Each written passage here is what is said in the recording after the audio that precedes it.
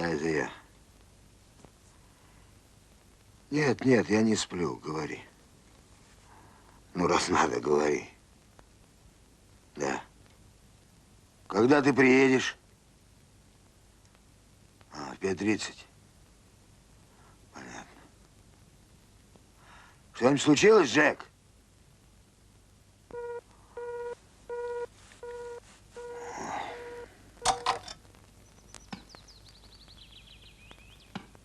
У старика Фароу неприятности с налогами. Вообще пахнет расследованием профсоюзных дел. Но я не за этим к тебе приехал. Ты знаешь Клода Меркса? Да, приходил встречаться. А что ты о нем слышал? Разные говорят. Одни говорят, что нет парня с такими чистыми руками, как у него. Другие говорят, что он связан с коммунистами. Он все время доставляет нам много хлопот. Связывается с людьми, которые нам не по душе. Пытается спихнуть с председательского кресла старика Фароу. И вообще ищет популярности. Я думаю, что если будет расследование, будет работать на комиссию. Надо заткнуть ему рот, пока не поздно. Заткнуть рот? Угу, он очень опасен. Это мнение Фароу? Это мое мнение. Понятно. Что надо сделать? Я что, должен тебя разжевать и положить в рот? Дело очень деликатное. Меркс – человек известный, но доверить это я могу только тебе. Значит, ты хочешь, чтобы я взялся за пистолет? Не будь дураком, Томми. При чем тут пистолет? Я хочу, чтобы ты организовал все. У меня 3 судимости, ты ведь знаешь? Знаю. Если я попадусь в 4-й раз, это плохо кончится. Это электрический стул. Ты не ребенок, ты знаешь, как делаются такие дела? Да, я знаю, как делаются такие дела. Скажи мне прямо, с Мерксом надо покончить? Да что ты с ума сошел?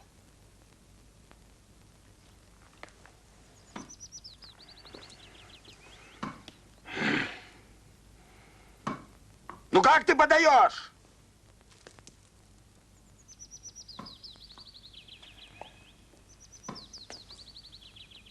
Я рад, что ты согласился.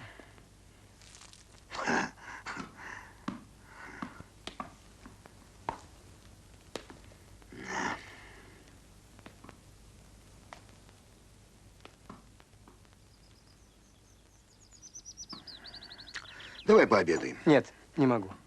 Надо срочно лететь домой. Да, Томми. Меня не интересуют подробности.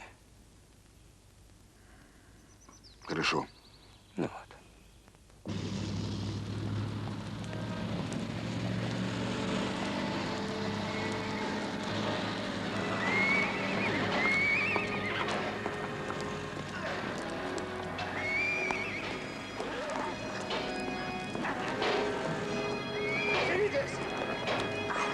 Деритесь! Деритесь! Почему вы не деретесь?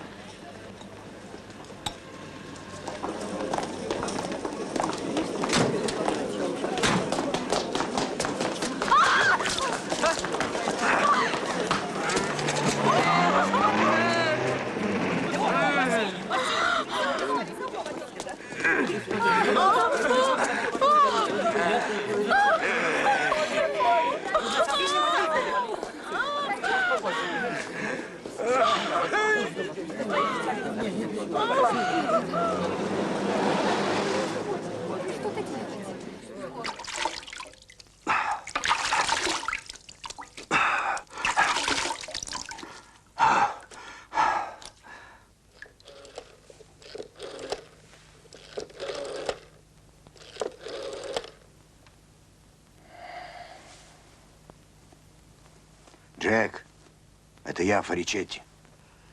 Джек, тут у нас произошла печальная история. Ты знал Клода Меркса? Да? Так вот, только что передали по нью-йоркской сети. Кто-то плеснул ему в лицо серной кислотой. У него оказалось больное сердце, и он умер тут же на улице.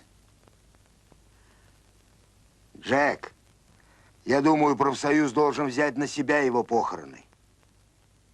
Ты позвони Сэму, чтобы он распорядился, да? Ага. Нет, у меня все. Что?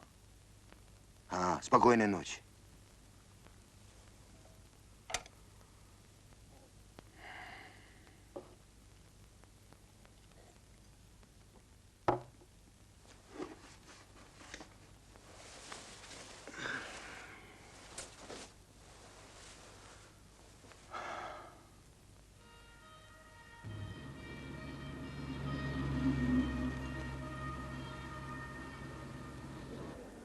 Джек. Джек, это я, Томми Фаричетти. Слушай, Джек, они что-то пронюхали по этому делу. Понял? В общем, я, кажется, влип. Ты же знаешь, у меня 3 судимости в штате Нью-Йорк, так что в случае чего мне крышка. Не беспокойся. Я только на тебя и надеюсь, Джек. Я сказал, не беспокойся. Понял. Есть. Привет.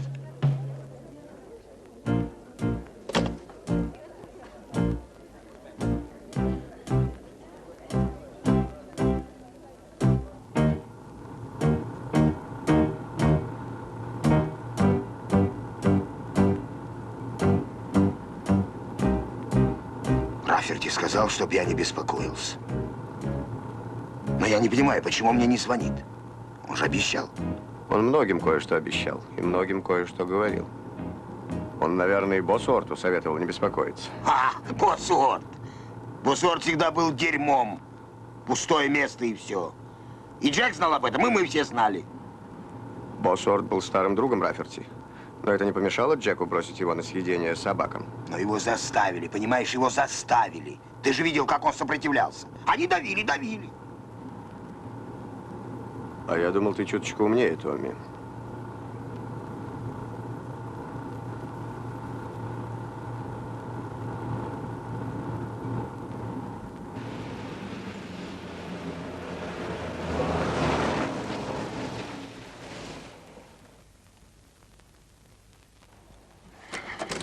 Убирайся из машины. Убирайся из машины, я тебе сказал.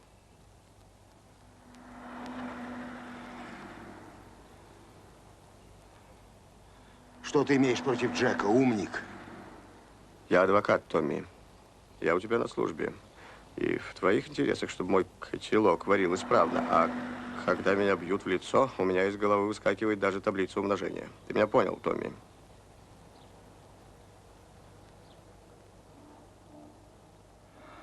Да. Совсем нервов не осталось.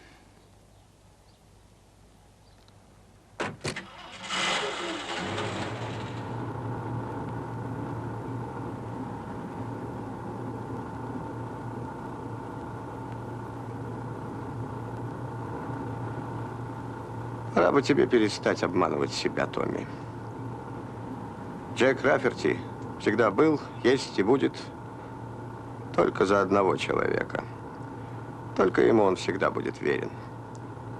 Самому себе. Джеку Раферти. Да нет, ты ни черта не разбираешься в людях. Джек никогда не предает друзей. Я знаю многих, которые готовы без колебаний отдать за него жизнь. Боссуорт уже отдал.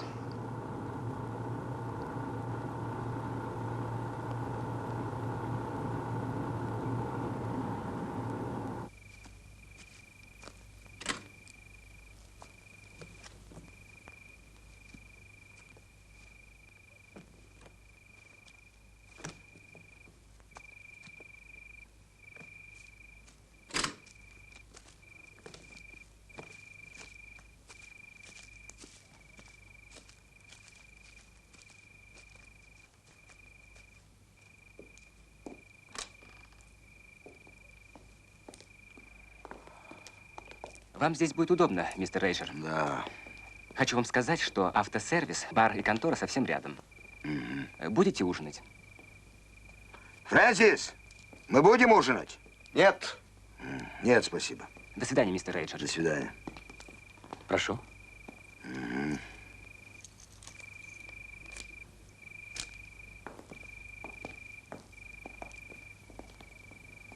По-моему, где-то я его видел. Не помню где, но видел. Стареешь. Человека 2 дня показывают по телевизору. Фаричетти. Тихо. Кто бы он ни был, как бы ни назывался, нас и не касается.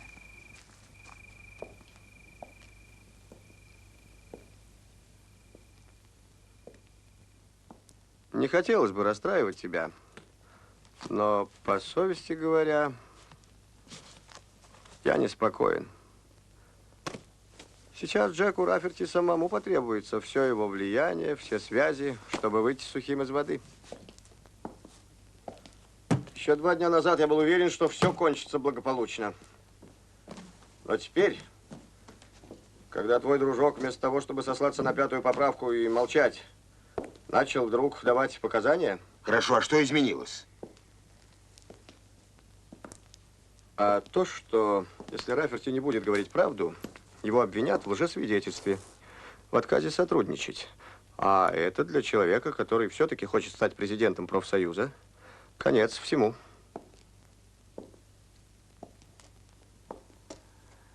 Скажи, Фрэнсис, ну а если Раферти по той или иной причине не сможет меня выручить? Как ты думаешь, на этот раз я смогу выкрутиться? Хочешь, я тебе скажу, у тебя нет ни единого шанса из миллиона. Нет ни единого. Ты им нужен. С другими все обстоит не так. Сэм Фарроу, конечно, кончился, он сам это знает. Но осудят его за уклонение от уплаты налогов, в худшем случае за мошенничество. Ничего страшного. Могут и Раферти загородить дорогу к президентскому креслу, от этого тоже не умирают. А вот ты можешь здорово пригодиться. Подходящая фигура, чтобы доказать на ней, что власть не дремлет. Что же делать?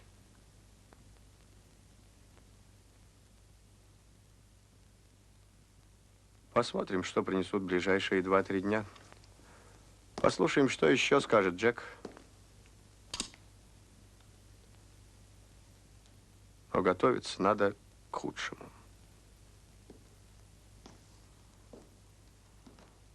А если это случится? Сматывай удочки.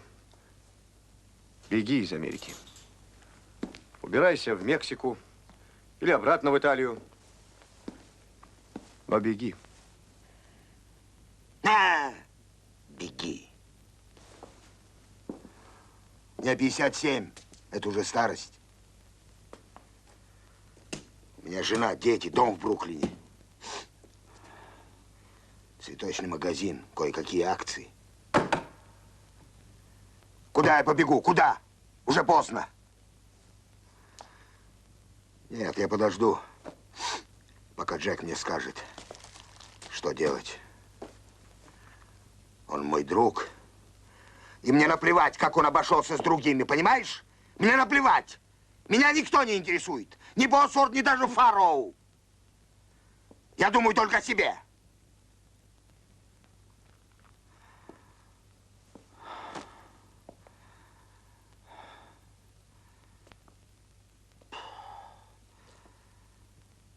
Нет, Раферти не может меня предать.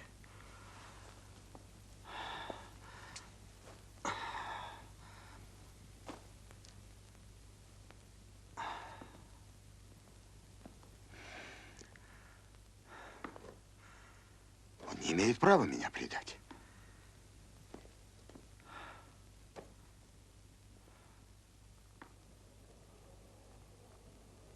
На этот раз, мистер Раферти, мне бы хотелось задать вам несколько вопросов о деятельности так называемых бумажных комитетов.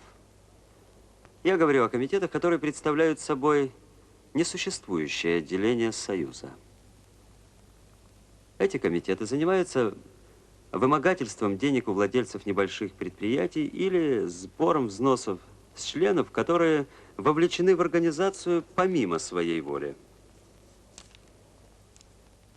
К тому же каждая организация, независимо от того, действительная она или бумажная, это по уставу голос на съезде.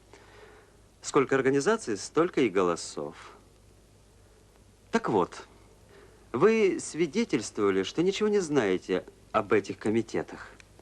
Следовательно, вам ничего не известно о целях их создания, и у вас нет никаких деловых отношений с людьми, которые, получив полномочия у профсоюза транспортных рабочих, хозяйничали в этих комитетах. Я уже заявил, что понятия не имею о тех методах, какими пользовались подобные комитеты. Но я никогда не говорил, что у меня нет никаких деловых связей с людьми, которые руководят этими комитетами. Я с ними встречался. Даже иногда вручал мандаты. А если это бандиты и уголовные преступники в прошлом? Ну, человек может быть в прошлом преступником, а потом полезным для общества работником.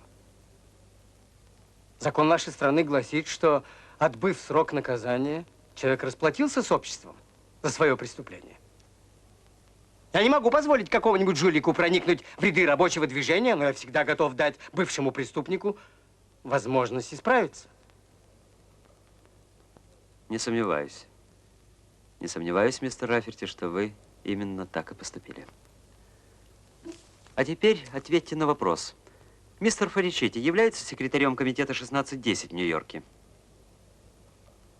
Был секретарем, сейчас он уже не секретарь. С какого времени? Комитет 1610 примерно распущен 2 месяца тому назад. Одновременно мистер Фаричетти перестал быть членом профсоюза и, естественно, его сотрудником. Комитет был распущен тогда, когда началось следствие, не так ли? Возможно. В наших протоколах это указано. Ну, а теперь я прошу вас изложить комиссии сущность ваших отношений с Фаричетти. Я хотел бы знать, сенатор, а почему я должен отвечать на вопросы о Фаричетти? Видите ли, комиссия считает этот вопрос особенно существенным, так как мы располагаем сведениями, что мистер Фаричетти был фактически хозяином десятка бумажных комитетов. Дерьмо. От меня он ничего не добился. Теперь пытается через Джека. В Нью-Йорке, Нью-Джерси и Пенсильвании. Все эти комитеты входили в состав профсоюза транспортных рабочих. Когда я впервые встретился с Фаричетти, он был сотрудником небольшого комитета в Бруклине. У меня создалось впечатление, что он очень способный организатор и очень преданный профсоюзному делу человек. Я помню, как он первый раз появился.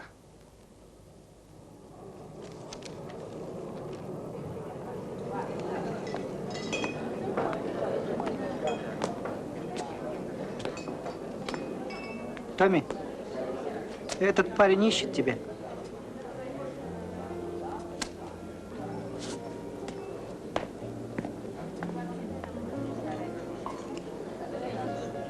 Сэм Фарроу советовал мне познакомиться с вами, когда я буду в Нью-Йорке. Я из Лос-Анджелесского комитета. Садитесь.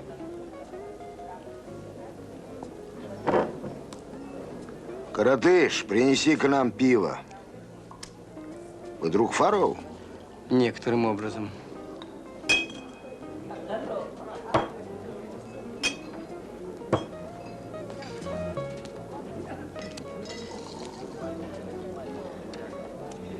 Вы получили мандат?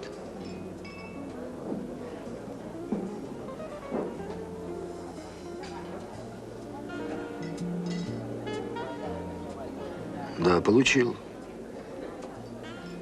А вы уже выбрали делегата? Какого делегата?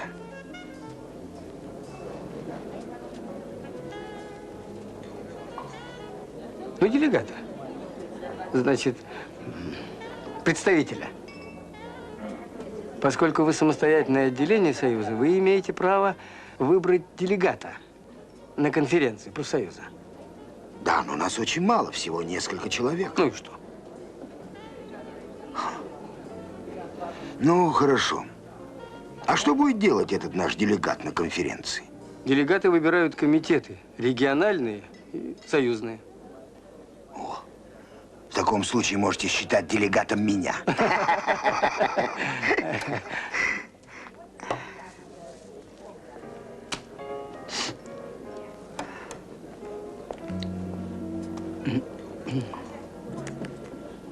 А вы давали обещание кому-нибудь из кандидатов? Я говорю, вы обещали свой голос кому-нибудь на выборах? А, да, обещал. Климану. Обещать-то я не обещал. Честно говоря, я в этом деле не очень разбираюсь. Но мне мандат устроил Климан, а я такой парень. Если кто мне, то я ему. Ну да. Ну, ваш Климан не очень популярен в верхах. А после выборов, я думаю, вообще не будет иметь никакого влияния.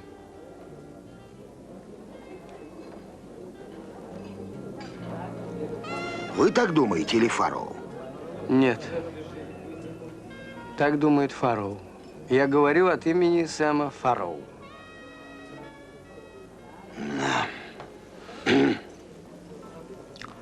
Понимаете, мне ведь мандат устроил Климан, а я не хочу его терять. Потом, кроме него, у меня нет никакой поддержки в профсоюзах. Я обещаю, что мандат останется при вас, если вы правильно сообразите, за кого надо отдать свой голос на выборах.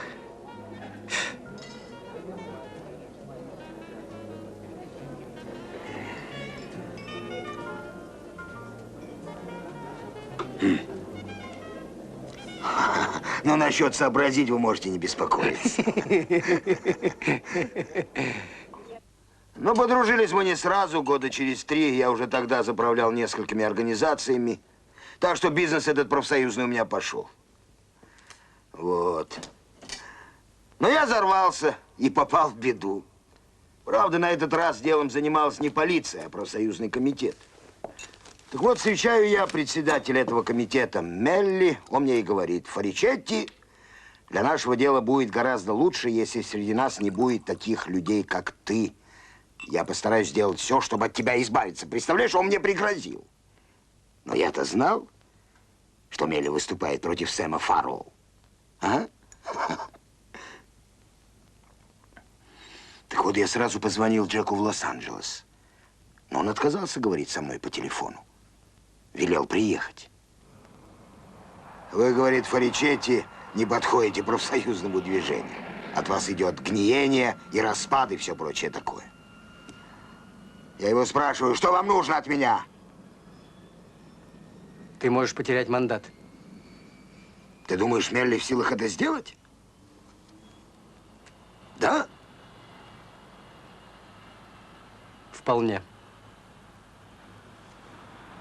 Я расстроил тебя, да, Джек? Мы проигрываем забастовку. Администрация наняла отъявленных головорезов. Силы не равны. Туго все идет. Плохо, все плохо. Слушай, Томми, Да? нужно человек 20 таких вот ребят. Ты что, не можешь нанять? Я же не могу сам этим заниматься. А, да. Когда тебе нужно? Сейчас.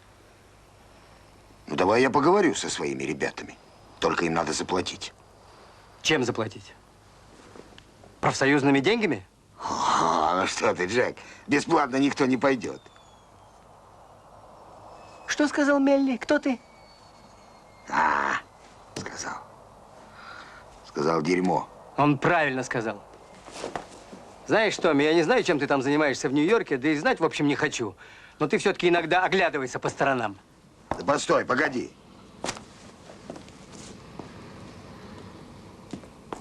Джек, забудь, что я сказал. Ребята будут, я позвоню, договорюсь.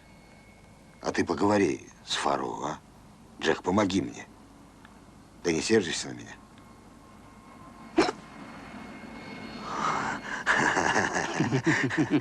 Мы теперь покажем себя, Томми. Этого Мелли мы поставим на место.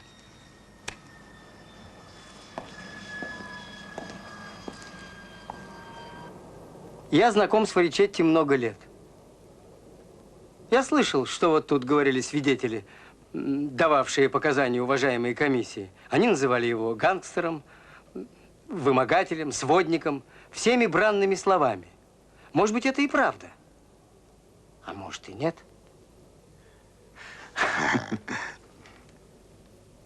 Да, я помню тот случай, хотя это было несколько лет назад. Томми Фаричетти совершил поступок, который, конечно, не мог одобрить ни один порядочный человек. Не мог, естественно, одобрить и я. Но вы понимаете, он мой друг. А разве можно бросать друзей в беде?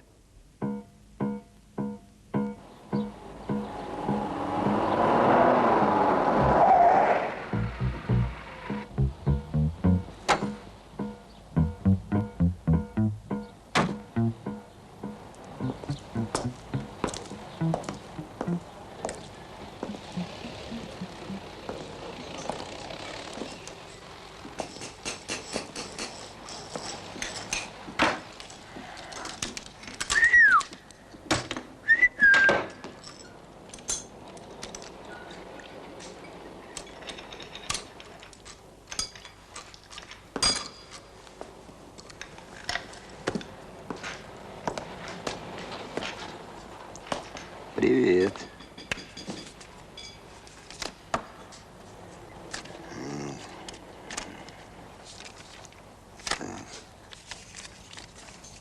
О, нет, так у нас дело дальше не пойдет. Ведь теперь твоя станция имеет доход вдвое больше.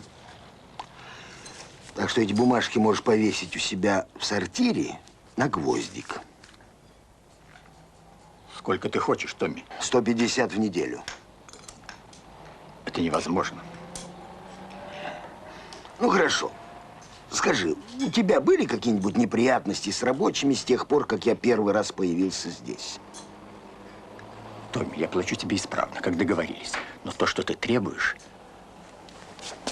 Ты ничего не понял. Я тебе сказал, 150 в неделю. Ну?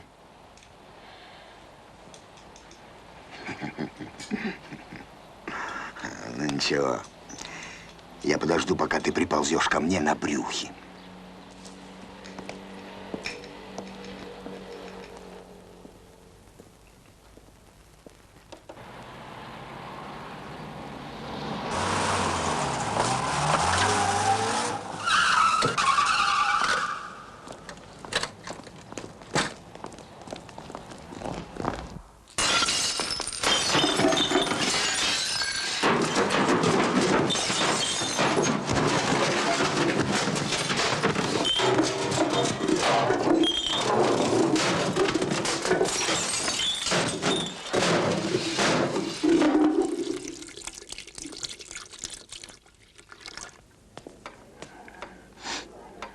Томми? Да, Фаричетти. Привет. Привет. Ну как ваша станция? Все процветает? Ай-яй-яй. Все разгромили? Ай, какое несчастье. Ну что, примите мое сочувствие. Со мной поговорить? Знаете, откровенно говоря, наш последний разговор расстроил меня.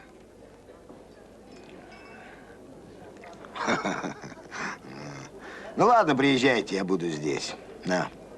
Привет. Вот так. Людей надо воспитывать. Да? Пойди стань у дверей. Как только он придет, приведи его ко мне. Давай. Надо встретить.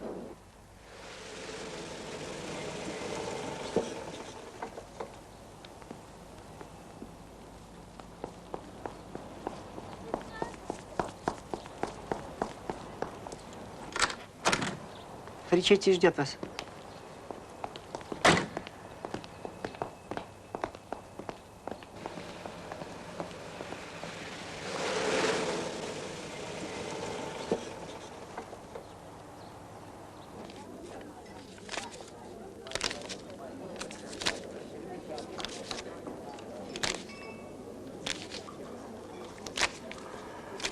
Ну, я рад, что у нас с вами все хорошо. Я пойду. Надо все налаживать. Счастливо.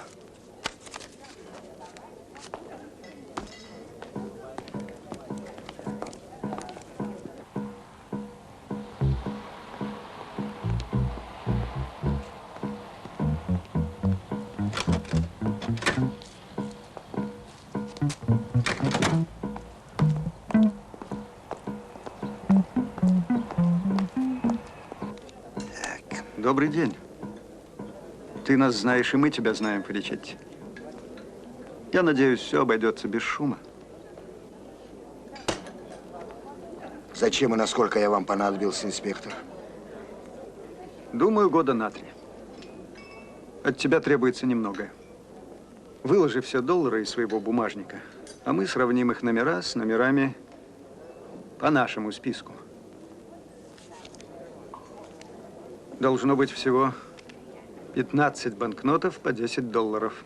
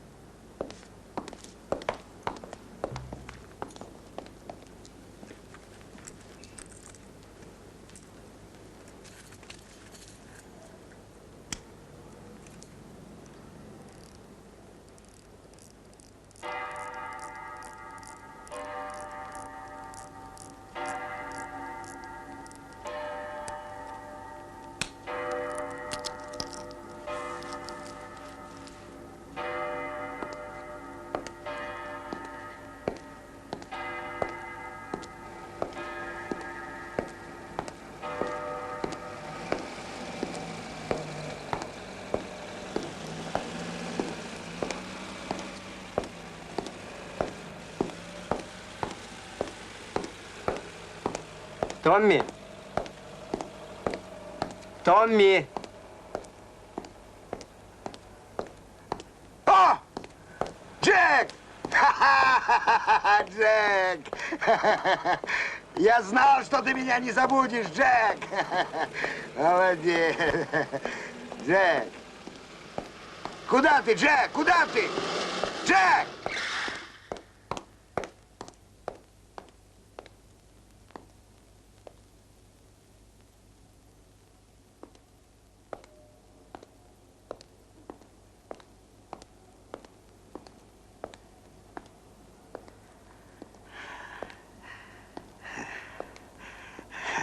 Джек.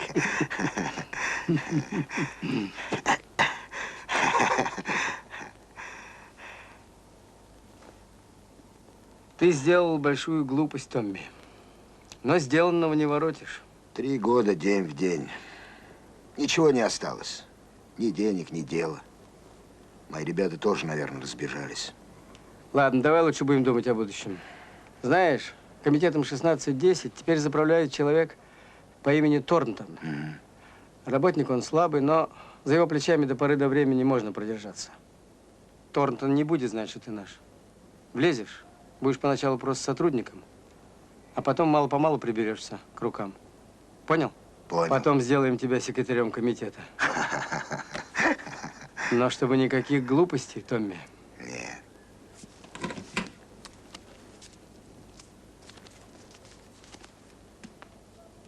Здесь 5000. Я сразу верну, Джек. А я уже забыл о них. Имя твое повторяю в ночи, как будто ты рядом, и вслед за мною его повторяют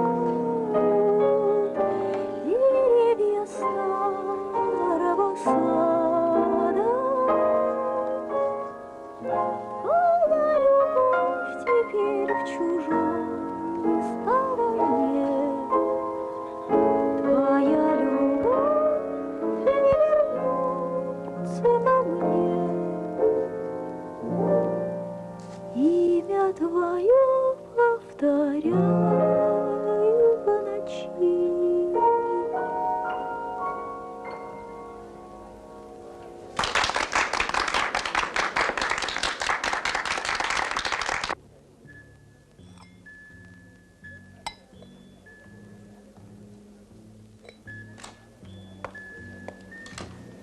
Почему девочка грустна?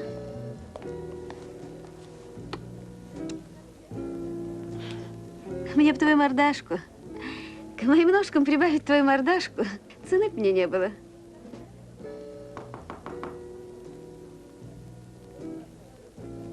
Цветы для мисс Харт. От мистера Фаричетти. Спасибо. Цветы для мисс Харт. От мистера Фаричетти. Ты знаешь его, Мэвис? Томми Фаричетти. Джилл, дело в том, что никто о нем не знает всего до конца. Кто же он? Ну, начнем с того, что он не пропускает ни одного твоего выступления.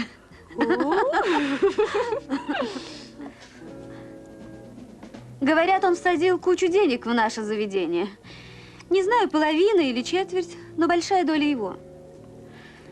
Ну, еще чем-то он в профсоюзе занимается. Полиция его хорошо знает.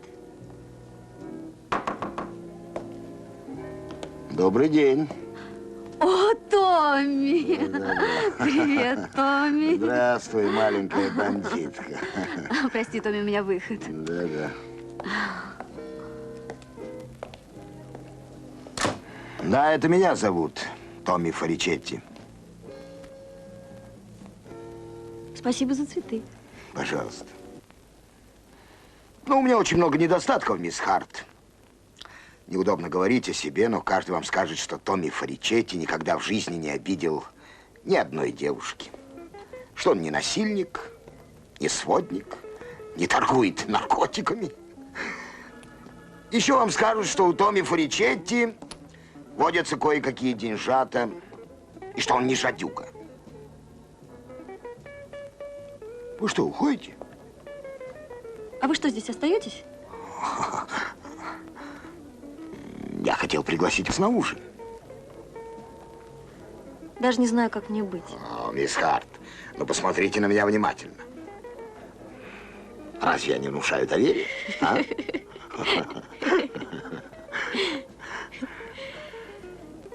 Пожалуй, внушаете. Спасибо.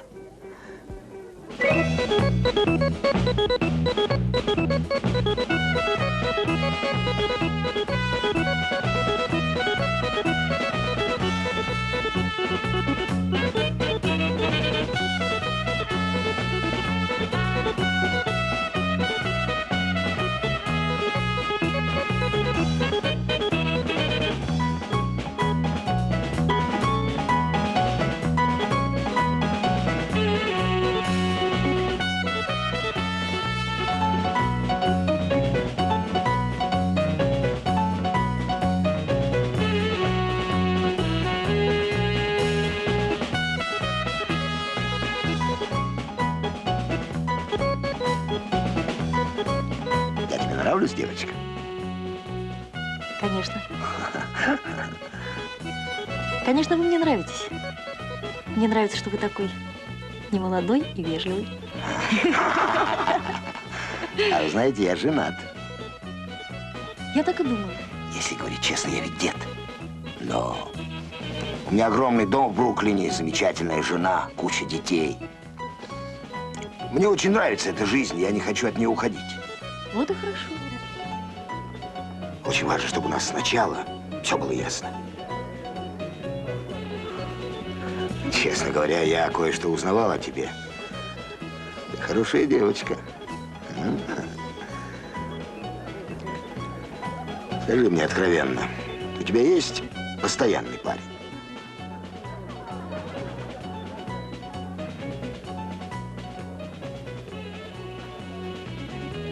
У меня совершенно нет на это времени.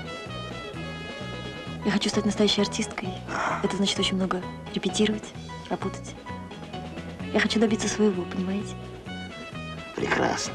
Значит, никого. Так. В таком случае я делаю тебе предложение. Нет, ты не подумай, что я потерял голову из-за тебя. Нет. Ты мне действительно очень нравишься. Ты можешь работать, можешь бросить, это меня не касается. Я буду давать тебе деньги, оплачивать все твои счета. Но у тебя не должно быть больше никого. Да?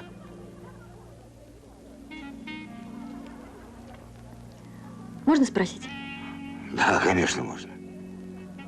Если я верно вас поняла, вы хотите взять меня на содержание, оставив в Бруклине все как есть, правильно? Да, да. Спасибо. Я, честное слово, очень вам благодарна.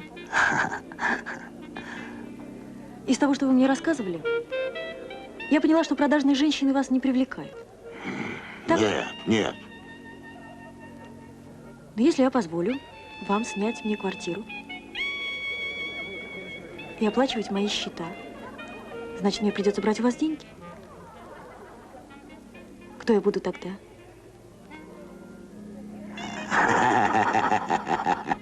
Да, молодец. Ты мне действительно очень нравишься. Нет, Томми, так не пойдет. Я не могу брать деньги за то, что, может быть, мне не придется по душе. А уж тем более за то, что мне может понравиться. Я понимаю, что вы говорите от чистого сердца, но ведь и я говорю то, что думаю.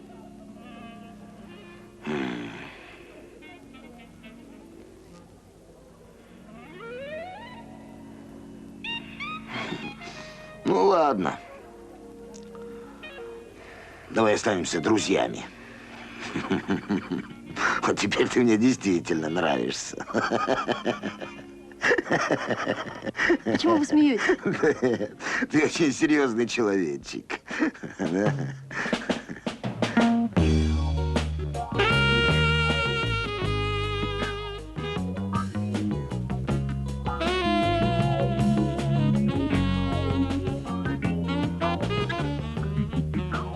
Ты что, в самом деле хочешь уроками пения сделать себе карьеру, да?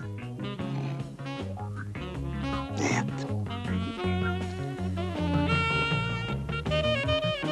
Нет, девочка моя. Кто-то обязательно должен помочь ребенку перейти улицу в этом сумасшедшем городе. Иначе тебя раздавят.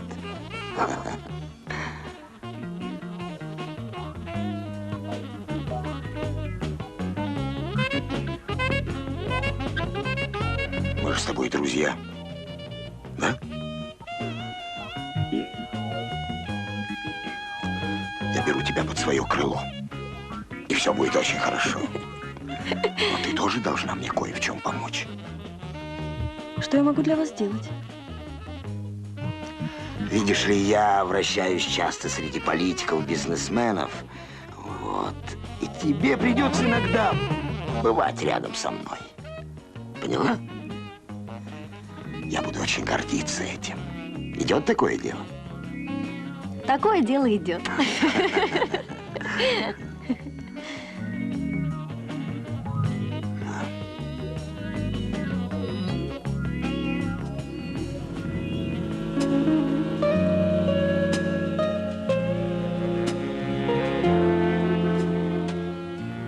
Имя твое словно дождь в тишине, в мое окно постучится.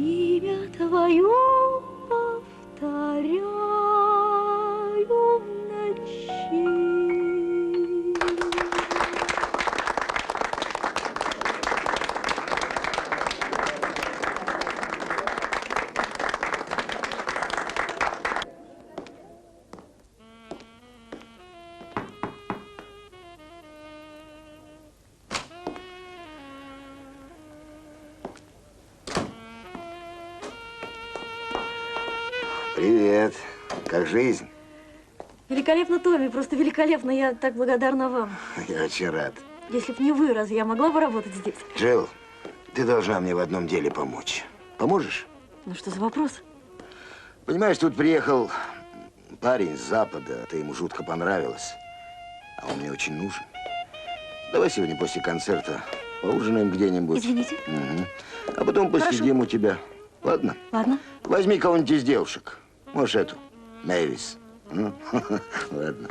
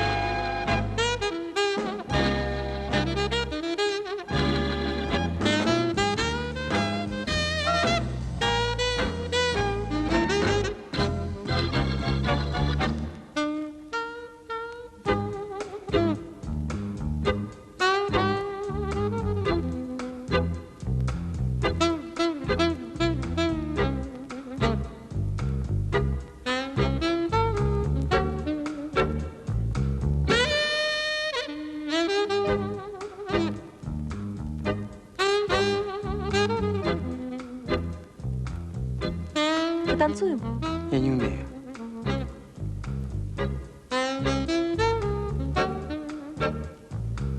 Может быть, еще коньяк? Соку бы я выпил.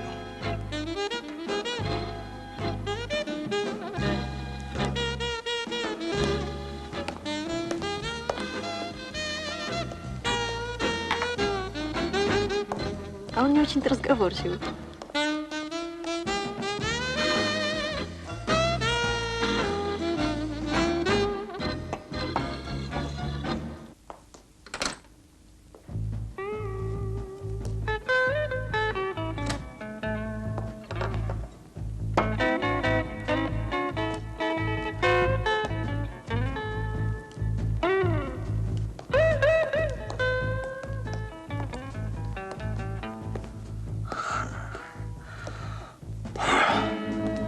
Все-таки странно, это ваш приятель. Я говорил, этот человек мне очень нужен. Он мне может сделать очень много доброго, поэтому будь с ним полюбезнее, ладно? Я сейчас смоюсь. Скажи Мэви, что пошла за мной. Вы что, хотите оставить этого типа со мной?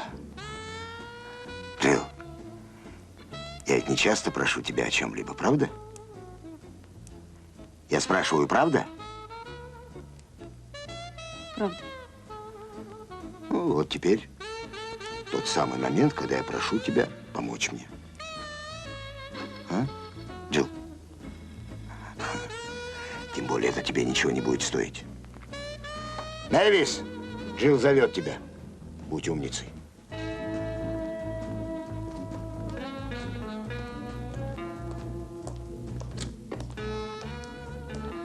Ты меня звала? Томми хочет уйти через несколько минут. Надо сделать так, чтобы ты ушла с ним. Угу. А этот парень? Надо сделать так, как хочет Томми. Как мне все это надоело.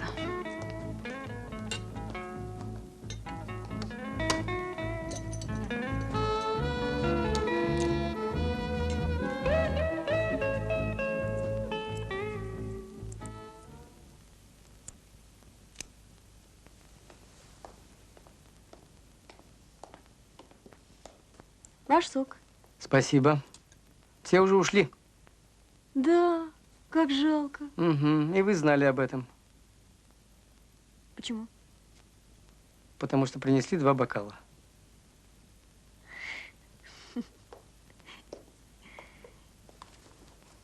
Да, я знала. У меня к вам большая просьба. Может быть, она удивит вас? Я слушаю вас.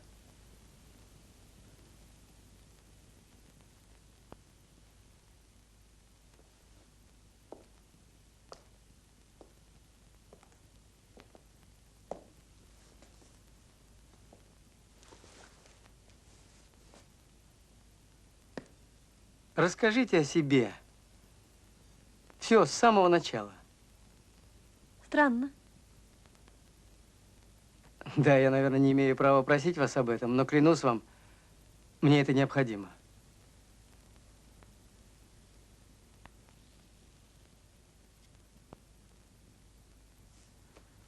Ну что ж.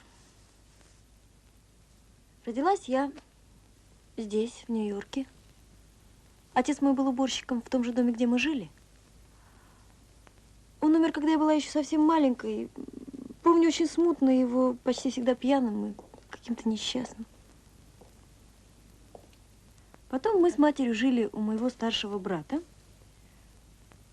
Послушайте, я вижу вас первый раз в жизни. Почему я вам все это рассказываю? Вы жили у старшего брата. Так.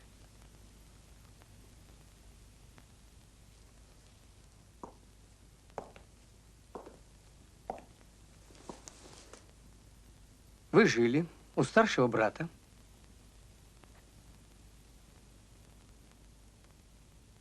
Работала на фабрике. Потом снималась у фотографов манекенщицей. Дешевых журналов, но зато появились деньги, стала брать уроки пения. Дальше хор в оперете, кабаре. А вы давно знаете Форичетти?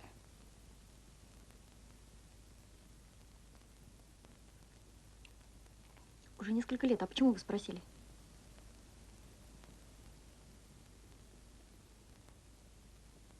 Форичетти мне сказал, что если я захочу, я могу остаться у вас. Это правда?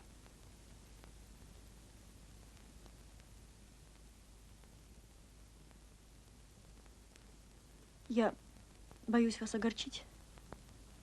Но мистер Форичетти ввел вас в заблуждение. Ему следовало меня знать лучше. Вы живете с ним? Что вы себе позволяете, а? Что? Вы кто такой? То хочу знать, это хочу знать. По какому праву? Ну что вы себя ведете, как...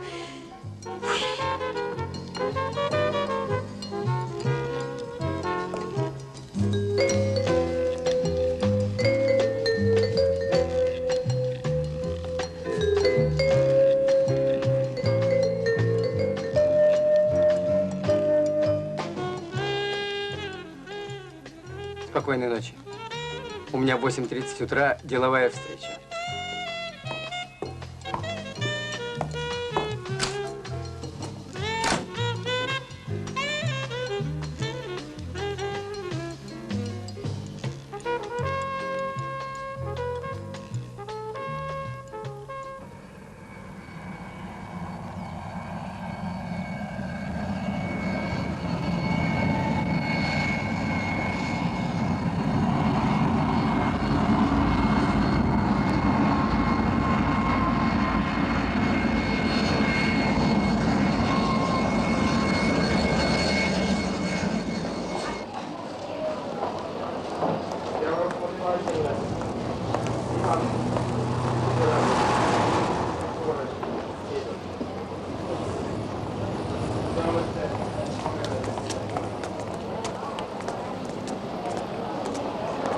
Я из аэропорта. Здравствуйте, Все Джилл. благополучно. Это Джек.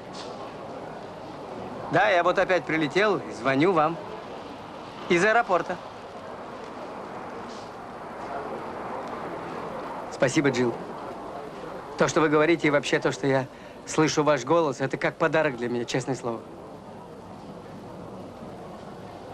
Джилл, Вы свободны сегодня вечером после спектакля?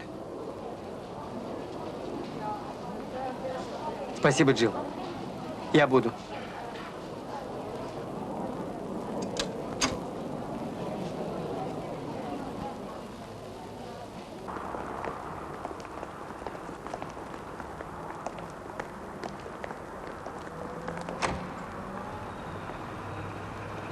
До завтра.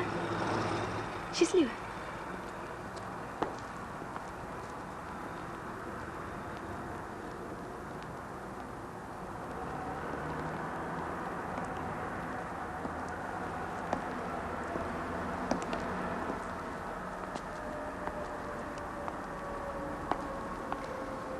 Здравствуйте, Джек.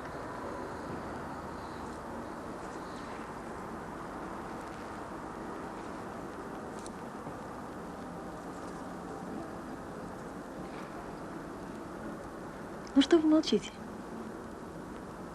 Здравствуйте, Джилл. Я вот сейчас подумал, я хотел сказать, поедемте куда-нибудь.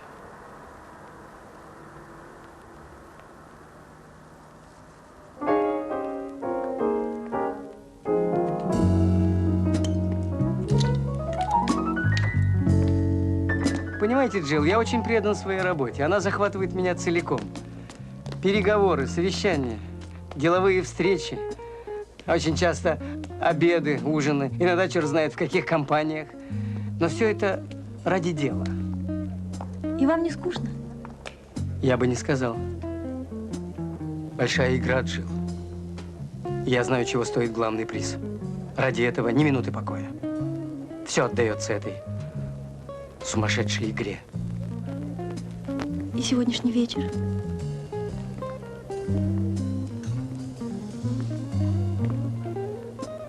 Я скажу вам. Понимаете, Джилл, когда вы сегодня вышли из театра, я увидел вас. Мне вдруг все стало ясно. В одно мгновение я понял, что в той жизни, которую я веду, мне необходимы именно вы.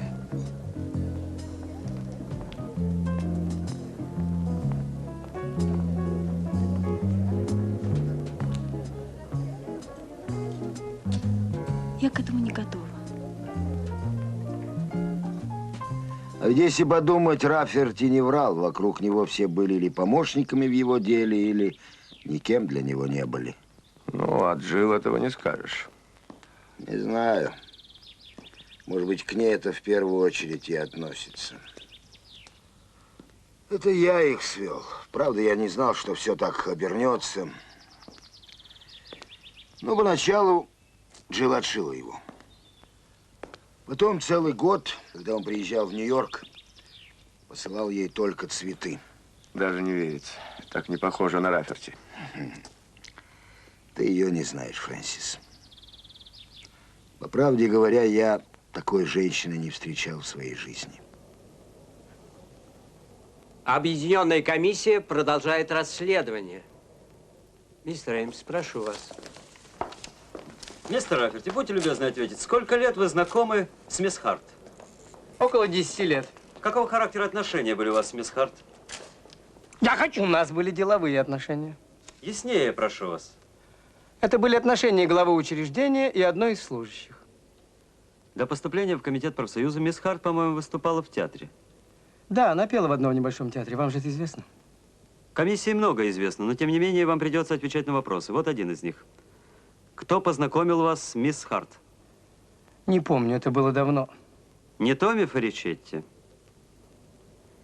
Возможно, только я не уверен, знал ли я Фаричетти в то время.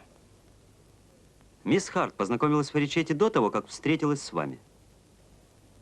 Возможно. Только я не понимаю, почему этот вопрос вы задаете мне, а не тем, кого он касается.